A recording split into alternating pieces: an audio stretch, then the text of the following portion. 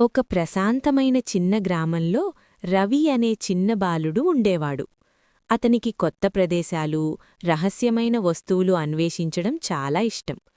ఒకరోజు రవి తన తాతయ్య పాత ఇంటికి వెళ్ళాడు. ఆ ఇల్లు చాలా పాతది, దుమ్ముతో నిండిపోయి ఉంది. చుట్టూ పాత ఫర్నిచర్, సాలీడు జాలాలు కనిపిస్తున్నాయి. రవి ఆసక్తిగా ఇంటిలోపలికి వెళ్ళాడు. మేడమీద వెతుకుతుండగా అతనికి ఒక పాత చెక్క పెట్టె కనిపించింది. ఆసక్తిగా రవి ఆ పెట్టెను నెమ్మదిగా తెరిచాడు.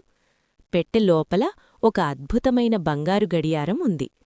ఆ గడియారంలో సంఖ్యలు లేవు, వెలిగే రహస్య గుర్తులు మాత్రమే ఉన్నాయి. ఆశ్చర్యంతో రవి గడియారాన్ని తాకాడు. అచానక్ టిక్ టిక్ టిక్ గడియారం తనంతట అదే తిరగడం ప్రారంభించింది. ఒక ప్రకాశవంతమైన మాయ వెలుగు గది మొత్తం నింపేసింది. రవి చేతిలో గడియారం బలంగా మెరుస్తోంది. రవి భయంతో మరియు ఆశ్చర్యంతో చూస్తుండగానే అతని జీవితాన్ని మార్చే ఒక అద్భుతమైన ప్రయాణం ప్రారంభమైంది. కొనసాగుతుంది. పార్ట్ 2. మా కథ మీకు నచ్చితే మా ఛానల్ను సబ్స్క్రైబ్ చేయండి. కొత్త కథల కోసం బెల్ ఐకాన్ నొక్కడం మర్చిపోవద్దు.